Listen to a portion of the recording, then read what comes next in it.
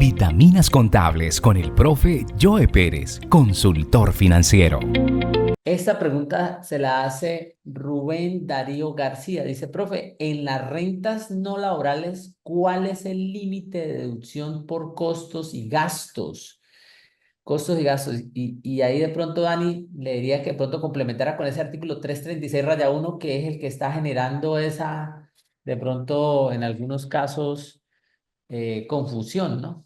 Listo, para eso, y no solamente para Rubén, sino para todos los estudiantes que están conectados, es muy importante en este punto identificar conceptualmente costo, gasto, deducción y renta exenta como algo que pareciera lo mismo porque ayuda a depurar la base gravable, como quien dice, ayuda a reducir el ingreso hasta su mínima expresión llamada renta líquida gravable, pero no son iguales. ¿Por qué? Porque lo que llamamos nosotros costos y gastos deben ir ligados íntimamente a una relación de causalidad, proporcionalidad y necesidad que ya conocemos según el artículo 107 del Estatuto Tributario. Pero cuando hablamos de eso, una empresa podría dar un resultado positivo como también podría dar un resultado negativo. Hablemos de aquellas personas que están en etapas preoperativas, no han iniciado todavía su actividad económica en forma, no han llegado al punto de equilibrio y arrojan pérdidas desde la óptica financiera. Bien podríamos tener un contribuyente en este momento que tuvo gastos durante el año 2023 en una actividad económica, tuvo gastos por 300 millones de pesos, pero sus ingresos apenas fueron 200. Daría una pérdida de 100 millones de pesos. Luego uso este ejemplo para manifestarles que no hay como tal una limitación para lo que se llama costos y gastos. No lo hay.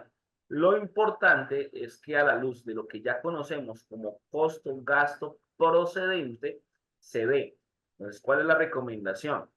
Sin perjuicio de tal, leeremos el artículo de mención que decía el profe Joe, pero lo importante es que usted tenga claridad conceptual, que es necesario, que es proporcional y que se ajusta a lo que nos reglamenta el artículo 107 del Estatuto Tributario. Y que no solo eso, sino que además tiene sus debidos soportes. Hablemos de documentos electrónicos para los no obligados a facturar, hablemos de factura electrónica, hablemos de bancarización.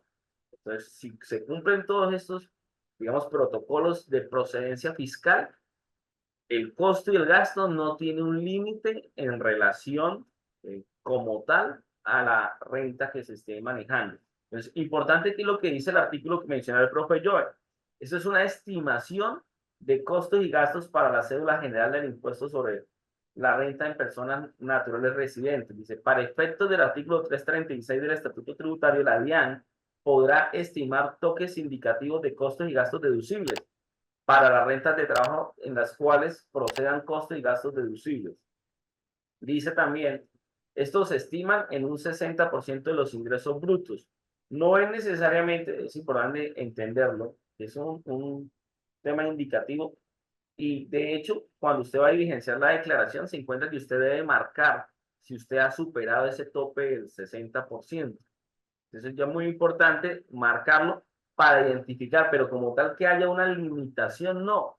Lo que importa es que usted tenga todo debidamente soportado. El concepto costo y gasto. Pero ya cuando pasamos nosotros, por otro lado, a hablar de deducciones y de rentas exentas, esto sí tiene una limitación general que en porcentaje es el 40%, ya conocido, una vez tomado el ingreso, depurado con los ingresos no constitutivos de renta, el 40% o 1.340 VT. Me confirma si de pronto me está dando un dato errado en tema VT.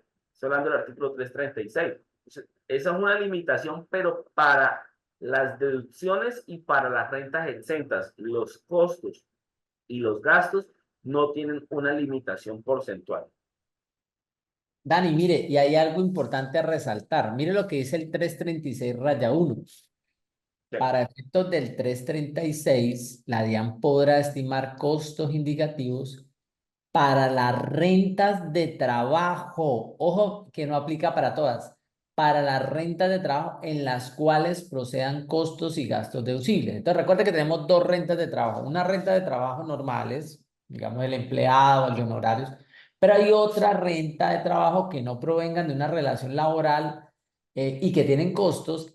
Esa segunda columna es la que le aplica ese 60%. O sea, si usted, por ejemplo, como decía el doctor Daniel, si usted, por ejemplo, tiene rentas no laborales, no se preocupe por ese límite del 60%, ahí no tiene que marcar nada. Solo marcaremos en las rentas de trabajo que le asociamos costos, que le asociamos costos.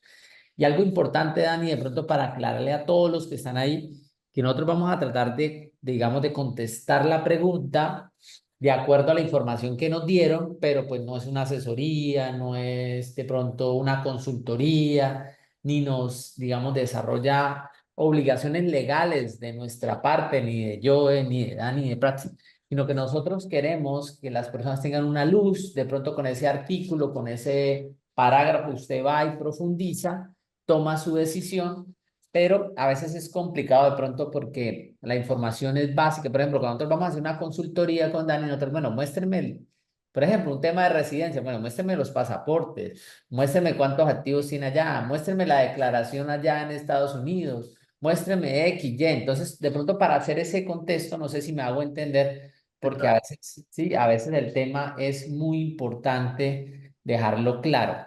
Entonces, pero nosotros acá, desde lo que tengamos, le vamos a dar el mayor valor a lo que ustedes puedan estar, pero de pronto hacer esa claridad como para avanzar.